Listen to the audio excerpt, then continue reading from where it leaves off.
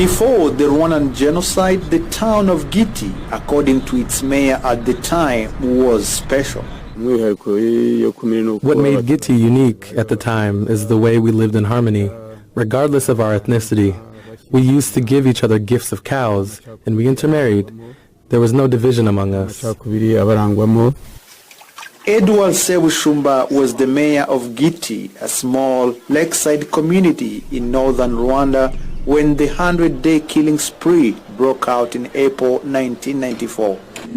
Radio announcements called for avenging the death of President Juvenal Habyarimana, an ethnic Hutu whose plane was shot down that April 6. They urged hunting down and killing ethnic Tutsis. Sebushumba, a Hutu, instead vowed to protect them. He was able to do so at least for the first 2 weeks before Tutsi defenders arrived to help. None of our community leaders slept. We would do night patrols to ensure that nobody was hurt and nobody tried to start violence.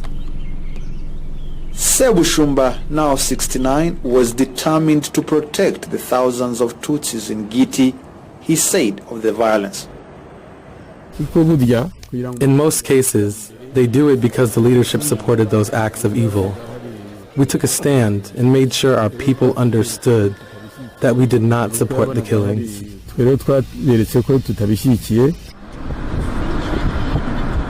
Townspeople had to fend off attackers from neighboring communities, including militias who tried to cross Lake Muhazi to come and kill. I ordered our residents to camp near the lake to make sure they didn't cross over. We used stones and other traditional weapons to overpower them. Only Tutsis fleeing other communities were allowed into Giti. Sebushumba asked boat owners to bring them across the lake to safety. Alphonse Nizeimana, then an 18-year-old Hutu, operated a boat. I personally saved close to 30 people. We would do rescues at night to avoid being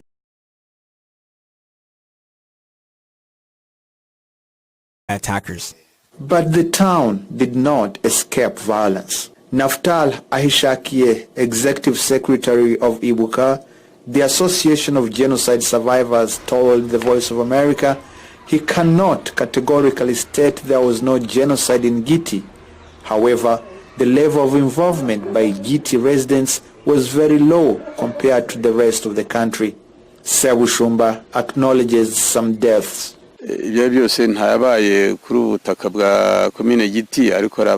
There were no people killed under my watch in Giti. However, we lost some Giti natives who lived in other parts of the country. Many were killed because they came from Giti. There have been questions about whether the mayor's role was mythologized as part of the government's push for reconciliation. Emmanuel Rubangura, a Tutsi who is now 59, sees no exaggeration. He says he is alive because of Sebushumba's bravery. Our mayor took a lead in urging people not to kill their neighbors. Sebushumba praised Giti's townspeople for fighting evil. Embracing humanity, he says, is helping Rwanda heal wounds from 25 years ago. Edward Rwema, VOA News, Giti in northern Rwanda.